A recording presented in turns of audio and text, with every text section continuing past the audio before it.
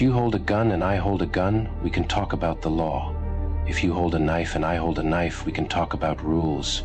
If you come empty-handed and I come empty-handed, we can talk about reason. But if you have a gun and I only have a knife, then the truth lies in your hands. If you have a gun and I have nothing, what you hold isn't just a weapon, it's my life. The concepts of law, rules, and morality only hold meaning when they are based on equality. The harsh truth of this world is that when money speaks, truth goes silent. And when power speaks, even money takes 3 steps back. Those who create the rules are often the first to break them. Rules are chains for the weak, tools for the strong.